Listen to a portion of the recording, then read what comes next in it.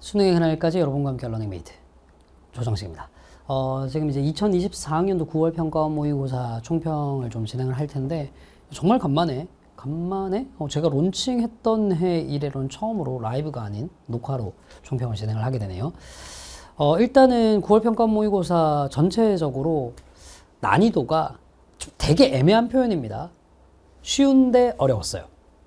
이게 이제 어떤 의미인지 아실 거야. 아마 빈칸 문제 같은 경우에 특히나 그랬을 텐데 술술술술 지문을 쭉 잘 읽고 정답까지는 체크를 했는데 이거 뭐지 왜 틀렸어? 하는 문제들이 되게 많았을 거예요. 그럴 만한 시험이었습니다. 그래서 일단은 뭐 1등급이 몇 프로일 것 같다, 2등급이 몇 프로일 것 같다라는 예측은 사실 의미가 없고요. 사실 뭐 그런 예측 해본들 이제 무슨 의미가 있겠습니까? 실질적으로 요번 그 구평이 남긴 교훈들 그리고 그걸 바탕으로 여러분들이 이제 어떤 식으로 학습을 해야 될지에 초점을 맞춰가지고 말씀 좀 드려보도록 할게요. 일단 인트로에서 이런 말씀을 좀 드려야 될 것 같아. 좀 생각보다 점수가 안 나와가지고 헤매는 분들 좀 많을 것 같거든. 근데 넘어졌다고 울고 있지 마세요. 위안하려고 하는 거 아닙니다. 울 시간도 아까워요. 지금은 뭔가를 해야 할 때입니다. 나 시험 망했어요. 뭐 어쩌라고. 그래서 안 할 거야. 뭔가를 해야 할 때죠. 달콤한 말보다는 현실적인 얘기로 시작을 해볼게요. 총평부터 얘기를 한번 해보겠습니다. 일단 저는 올해 수능과 관련한 여러 가지 이슈들이 있었잖아요. 뭐 킬러 문항을 배제하겠다. 킬러 문항을 배제하는 것에도 불구하고 전체적인 난이도, 변별력은 확보하겠다라고 이런저런 얘기를 했었던 거 기억나시죠? 교육부와 평가원에서 얘기를 했던 이야기들. 정말 잘 지켜진 시험이었다고 생각을 합니다. 압도적인 킬러 문제는 없었지만 근데 어쨌든 문항의 변별력은 전체적으로 굉장히 밸런스가 이렇게 잘 확보된 그런 문제였다라고 생각을 해요. 그래서 첫 번째로 이제 요게 되게 많이 강조된 것 같은데 읽는 능력 자체가 좀 필요했어요. 그러니까 대충 지금까지 킬러 문항이 확실했던 시험 같은 경우는 여러분들이 킬러 문제라고 얘기하는 몇 개의 문제를 배제하고 나면 대부분의 문제들을 대충 읽고 그래 주제 정도만 대충 파악하면 문제가 풀리도록 문제 출제됐거든요. 요번은 그렇지 않았습니다. 자, 대표적인 이제 33번 문제 같은 경우인데 아직까지 뭐 오답률이 전체적으로 이제 수합이 되진 않았습니다만 아마 이 33번 문제가 새로운 아이디어 혁신의 도입과 관련한 얘기였습니다. 지문 자체는 여러분들한테 되게 평이하게 읽혔을 거거든. 이게 그렇죠. 맨델 얘기 나오는 거. 맨델의 유전 법칙 관련해서 얘기 나오는 거. 지문 자체는 되게 평이하게 읽혔어요. 근데 선지 고르기가 힘들었을 거라고. 근데 사실 이 선지에 정답으로 나와 있는 구간이 지문에 나와 있는 어휘를 그대로 활용해서 쓴 선지예요. 지금 뭐냐면 이건 글을 정확하게 붙여 읽을 줄 알아야 풀 수 있는 문제였다는 거죠. 자, 그리고 이제 39번 문제 같은 경우도 마찬가지인데 문장삽입 문제 전통적으로 항상 어려웠던 유형이었죠. 근데 아마 그랬을 겁니다. 39번 문제도 여러분들한테 글 내용 자체가 어마어마하게 어렵진 않았을 거예요. 그죠? 이제 그림 그릴 때 뭐 어떤 컴퓨터 도구들을 이용하는 그림 그리기와 관련한 것. 요새 이제 여러분들 세대에게는 굉장히 흔한 형태의 소재 그릴 수 있었는데 정작 정답을 찾으려면요. 첫 문장에서 일반적인 그림을 그릴 때 어떤 태도와 관련한 내용을 딱 잡고 가셨어야 정작 정답인 3번 선지가 앞쪽 내용이랑 붙지 않는다는 걸 알 수 있거든요. 첫 문장에 있는 내용을 쭉 끌고 와야. 그게 안 돼버리면 지문 내에서의 논리적 단절을 찾기가 힘들어져요. 그러면 제시문으로 가서 비평가들의 입장에 집중할 수밖에 없고 그럼 정답 4번 나올 수밖에 없고 이런 구조거든요. 그러니까 읽기 능력 자체가 필요했습니다. 근데 이것도 딱 보시면 알겠지만 딱 정확하게 킬러 문제는 배제하되 사고력을 측정하는 형태로 수능의 본질을 찾는 것, 이 과정이랑 딱 정확하게 일치하는 시험 문제 패턴이었습니다. 그러니까 여러분들 이제 앞으로도 조금 이따 해결책에서도 말씀드리겠지만 학습의 가닥이 잡히시죠? 문제 유형별 풀이에 집중하는 것보다 읽는 능력이 되게 많이 필요한 시험이었습니다. 거기다가 이제 난이도 상승 방식도 되게 다각화됐는데요. 지금까지는 소위 얘기하는 킬러 유형이 확실히 정해져 있었어요. 항상 제일 어려운 건 빈칸, 그 다음 문장 삽입. 나머지 유형은 그냥 좀 풀만한 것. 그래서 소위 얘기하는 2등급만 노리면 되는 학생들 같은 경우는 빈칸은 버리고 가자. 이런 전략들이 가능했던 거죠. 근데 이번 9월 평가원 모의고사는 아마도 그렇지 않았을 겁니다. 일단은 여러분들이 항상 전통적으로 어려워하는 어법 문제로 되게 평이하게 나왔거든요. 심지어 배점도 2점이었어요. 빈칸도 지문은 되게 잘 읽혔습니다. 물론 이제 글 읽는 능력이 조금 딸리는 분들은 이제 정답 찾기는 힘들었을 수 있습니다만 지문은 잘 읽혔어요. 근데 21번 함의 문제, 밑줄친 부분의 문맥상의 의미 문제랑 24번 제목 문제, 요게 꽤나 난이도가 높았죠. 아마 제목 문제는 오답률 탑5 안에는 안 들어가더라도 시험장에서 여러분들이 읽었을 때는 되게 시간을 많이 잡아먹었던 문제였지 않을까 싶거든요. 그리고 순서 문제 어마어마하게 어려웠을 겁니다. 사실 전통적으로 순서와 삽입이 있으면 순서 문제는 좀 평이한 편, 삽입은 좀 어려운 편. 이게 이제 일반적인 패턴인데 요번에는 문장 삽입도 난이도를 유지하면서 순서 문제로 꽤 어렵게 만들어버렸어요. 이렇게 되면 어떻게 되느냐. 예전에 그 평가원 기출들이 일반적으로 막 거대한 해머 같은 거 가지고 와가지고 딱 기다리고 있다가 킬러 문제라고 얘기하는 문항 가가지고 뒤통수 확 후려치면서 너 풀 수 있겠어? 라고 하는 방식이었다면 요번에는 사람 짜증나게 하는 바늘 같은 거 하나 딱 들고 있으면서 조금 평이한 문제 하나 좀 지나갈 때쯤 되면 쿡쿡 찌르는 거죠. 이래도 쉬워? 이래도 쉬워? 딱 이런 느낌인 거죠. 그러니까 확실하게 특정한 유형에 몰빵하고 특정한 유형을 버려야 되겠다라는 게 안 통하는 시험이다. 그래서 다시 한번 얘기를 하지만 킬러 문항 배제, 전체 변별력 유지라는 기조에 굉장히 충실한 시험이었다. 그게 이제 제가 드릴 수 있는 총평의 핵심이 되겠습니다. 됐죠? 읽기 능력이 확실히 필요해야 전체 문항을 다룰 수 있다. 특정 유형만 어려운 게 아니라 전체적으로 난이도를 높이는 방식이 되게 다각화됐다. 요거. 그럼 이제 우리는 어떻게 해결해야 될 것인지에 대한 얘기를 한번 해보죠. 각각의 해결책, 문제점이 명확하면 해결책도 나옵니다. 일단 첫 번째, 읽는 능력 자체를 길러야 돼요. 읽을 줄 알아야 문제를 풀 수 있게 된다고요. 됐죠? 자, 그리고 두 번째, 특정 유형 버릴 생각하지 마세요. 전체 유형별로 접근법을 다 익히셔야 하는 게 맞습니다. 그러니까 이대로 이제 수능 시험장 갔는데 또 올해 수능은 어떤 일이 벌어질지 몰라요. 구평의 기조에 맞춰가지고 순서가 진짜로 어렵게 나오겠구나 라고 생각하고 갔는데 다시 예전처럼 빈칸이 어렵게 나올 수도 있는 거예요. 이거는 진짜 알 수가 없는 거죠. 근데 여기에서 무슨 주사위 굴리기처럼 이번 수능은 왠지 순서가 초고난도 문항으로 나올 것 같은 미친 짓이라는 거죠. 그러니까 특정 유형을 잡고 버리고 하는 게 전혀 이제 유의미하지 않은 전략이 되는 겁니다. 사실 이게 제가 올해 구평만의 특별한 트렌드인 것처럼 얘기를 하고는 있지만 저한테 기출 수업 들어보신 분들은 아실 거예요. 이거 계속해서 절평 들어오고 난 다음에 영어에서 있어 왔던 기조입니다. 특정한 유형만 버리지 못하도록 만드는 것. 오케이? 자, 이제 어느 정도 해결책도 나왔죠? 읽기. 무조건 할 줄 아셔야 되고 전체 유형별 접근법을 다 어느 정도 익히셔야 한다는 거. 그럼 이제 지금 총평을 하고 있는 조정식, 네가 이런 해결책에 맞게 우리에게 준비해 줄 수 있는 건 뭐니? 여러분들이 이제 제일 기다리는 건 사실 그거죠.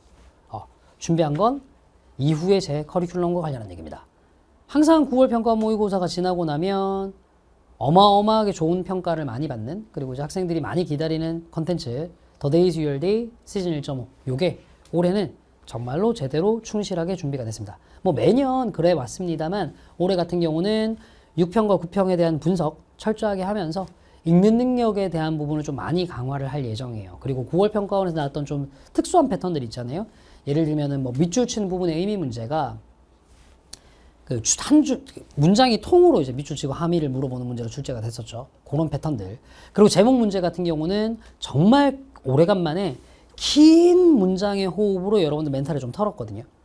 요새 최근에 좀 짧게 나오는 문장들이 많았지만 이번엔 긴 문장으로 멘탈을 털었거든요. 그런 기조도 좀 맞추고. 빈칸 문제 같은 경우도 지문은 평이한데 선지는 어렵게 터는 경우, 이런 경우도 꽤 많잖아요. 그런 기조들도 최대한 맞춰가지고 준비를 했습니다. 그러니까 The Days Your Day 시즌 1.5는 지금까지 1년 동안 영어 공부를 손놨던 학생들이 마지막으로 이것저것 다 정리할 수 있는 유일한 기회가 될 겁니다. 글읽기 능력부터 빈칸, 순서 삽입, 밑줄 친 부분의 의미 문제까지 조금이라도 어렵게 나올 수 있는 유형들은 다 같이 다뤄볼 수 있도록 합시다. 됐죠? 근데 다만 이거를 할 수 있으려면 어느 정도의 능력은 있어야 돼요. 최소 영어 문장을 봤을 때 문장 자체는 읽고 이해할 수 있는 능력, 문장에 대한 해석력 정도는 있어야 되죠. 그게 좀 딸리는 학생들, 보통 이제 4등급 혹은 그 이하의 학생들이 그러합니다만 그런 학생들은 문장을 읽는 훈련을 하셔야 해요. 가끔 제가 이제 9평 끝나고 난 다음에 이렇게 문장편 수업을 들어라, 민문이든 괜문이든 들어라 이런 말씀을 드리면 여러분들이 그 말씀을 되게 많이 하시거든요. 지금 문장편 하면 늦지 않나요? 늦을 수 있어. 그럼 그래서 어쩔 거냐고, 안 할 거냐고. 네가 지금까지 안 해서 문장 해석이 안 되는 건데 그럼 지금이라도 네가 공부할 시간을 더 할애 해석을 메워 나가야죠. 간극을. 문장편 무조건 하세요. 단 예년 같았으면 제가 문장편만 말씀을 드리겠습니다만 4등급 혹은 그 이하의 점수 학생들은 올해는 읽기 능력도 되게 필요하다고 했잖아요. 글읽기 시리즈도 병행하세요. 됐죠? 여기서 이제 이런 질문들이 많이 나올 것 같거든. 괜문, 민문 둘 중에 뭘 들을까요? OT 들어보고 결정하시면 됩니다. 조금 버겁더라도 민문 들으면서 따라올 수 있을 것 같다. OT 들으면서 좀 힘들지만 따라올 수 있을 것 같다 싶으면 뇌에 쥐가 날 것 같더라도 민문, 밑글, 병행. 아, 민문 OT 들어보니까 이건 내가 갈 길이 아니라 너무 어려워 싶으신 분들은 괜문, 밑글, 병행. 됐죠? 그럼 또 이 친구도 이런 얘기 한다고. 이거 끝나고 난 다음에 더 데이즈 유얼 데이 시즌 1.5는 어떻게 하나요? 나중에 생각합시다. 일단 이거부터 먼저 완가. 오케이? 그리고 여러분들의 등급대가 어떻든 간에 저는 실무는 무조건 병행해야 한다라고 생각합니다. 가끔 4등급인 학생들이 4등급인데 저도 실무를 해야 될까요? 라고 물어보시는데 저는 4등급도 실무를 준비하는 건 필요하다고 생각해요. 그 실무 안 하면 언제 여러분들이 듣기 듣는 연습할 거고 듣기는 완벽하게 다 맞추는 연습, 그 다음에 이제 소위 얘기하는 이게 쉬운 유형이라고 얘기하는 뭐 도표, 실용문, 뭐 일치 불일치 문제, 목적, 분위기, 심경, 43, 4번 장문 독해 이 유형 언제 안정적으로 맞추는 연습하냐고. 사실 거기만 안정적으로 맞춰도 3등급까지 올라가는 발판은 되게 쉽단 말이야. 그래서 4등급 정도의 선까지 나오는 학생들은 실무는 무조건 다 병행할 것. 최소 10월부터는요. 그래서 이제 제가 조금 여러분들을 위해 준비하는 게 이겁니다. 각각의 이제 개강 시기를 좀 정확하게 알아야 여러분들 학습에 도움이 될 테니까 더 데이즈 유얼 데이 시즌 1.5를 기준으로 말씀드리면요. 9월 11일 내에 개강을 할 겁니다. 요거는 근데 조금 양해를 구하면 제가 9월 평가원 모의고사에서 나왔던 지문들도 분석을 해가지고 복습부 같은 데 다 넣고 해야 되잖아요. 그러다 보니 처음에 개강을 할 때는 제가 PDF 파일로 앞에 수업을 좀 개강을 하도록 하고 본책과 복습부의 판매는 실제로 요거보다 조금 더 늦춰줄 수 있다는 점 좀 양해를 구할게요. 그리고 요거는 제가 좀 고민을 좀 한번 해보겠습니다. 고민을 해보고 본책만이라도 먼저 들어올 수 있으면 제가 배송비를 내가지고 복습부 뭐 따로 보내드리는 방식도 조금 고민을 해보겠습니다. 자, 그리고 실무 같은 경우는 9월 중순이요. 지금 문제 세팅은 이제 최종적으로 점검을 좀 하면 되는데 이것저것 제작하고 인쇄하는 데 시간이 조금 걸릴 것 같아서 최소한 9월 중순에는 여러분들이 보실 수 있도록 준비를 해놓도록 하겠습니다. 됐죠? 특히나 이번에 실무 같은 경우는 예년에는 제가 항상 이제 하프 모의고사 4회, 풀 모의고사 4회 정도 분량으로 따로따로 이제 준비를 했었는데, 올해 같이 수능과 관련해서 여러분들의 불안감이 좀 심할 수 있는 시즌에는 정말로 제대로 된 풀 모의고사를 푸는 게 좀 더 도움이 많이 될 것 같다라고 생각을 해서 풀 모의고사로 6회 분량을 준비를 했고, 하프 모의고사는 1회만 남았습니다. 그러니까 혹시 있잖아, 이런 분들 있잖아. 나는 이것도 할 시간이 없을 것 같아. 혹은 4등급 이하라서 글 읽는 법 이거 배우고 난 다음에는 시즌 1.5를 할 시간이 없을 것 같아. 이런 분들은 요 The Days You All Day 시즌 2.0 실무 파트로 가더라도 제일 앞에 있는 하프 모의고사에서 제가 짧게나마 전체적으로 문항별 접근법을 한번 정리를 해드릴 테니까 그걸로도 큰 도움이 되실 수 있을 겁니다. 됐죠? 매년 시즌 1.5는 1세는 항상 들어와서 생각보다 너무 빠르게 나가가지고 완판되고 난 다음에 2세를 찍어야 되냐 말아야 되냐 항상 이제 고민하게 되는데 올해는 1세를 약간 넉넉하게 준비를 해놓겠습니다. 다만 항상 그렇듯이 이건 완판되면은 제가 재입고는 없습니다. 어쩔 수가 없는 게 이제 수능까지 시기가 얼마 안 남아 한 2달 조금 넘게 남은 시기에서 들어오는 거라 가지고 이게 재입고가 돼버리면은 내년 커리에는 팔 수가 없는 교재라서 1세 완판이면 더 이상 추가 입고는 없도록 하겠습니다. 그러니까 혹시 필요하신 분들은 빨리빨리 준비를 해놓으세요. 됐죠? 자, 이번 9월 평가 모의고사와 관련해 제가 전체적인 총평을 말씀을 드렸어요. 다시 한번 기억을 해봅시다. 읽기 능력 필수.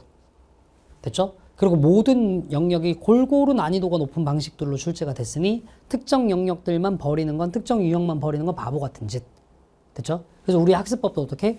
읽기 능력은 무조건 담고 가자. 두 번째, 모든 유형을 골고루 접근할 수 있도록 학습하자. 거기에 맞는 커리큘럼으로 The Days You All Day 시즌 1.5 강추를 드렸습니다. 됐죠? 이제 여기까지가 제가 9월 평가원 모의고사를 바라봤던 전체적인 분석과 이후에 여러분들께 제시해드리는 방향이 되는 거고요. 마지막으로 이제 아우트로로 나가면서 이런 말씀을 좀 드리도록 할게요. 아까 제가 처음에 시작할 때 이런 말씀 드렸잖아요. 울지 말라고. 지금 울고 있는 시간마저도 아깝다고요. 자, 눈물 닦으셨으면요. 이제 같이 달립시다. 같이 달립시다. 늦었다고 생각할 때는 정말 늦은 때가 맞아요. 근데 그럴수록 정신 차리고 달려야죠. 힘들면요. 제 손이라도 잡으십시오. 지금까지 수능의 그날까지 여러분과 함께 러닝메이트 조정식이었습니다. 끝까지 함께 달려가 봅시다. 감사합니다.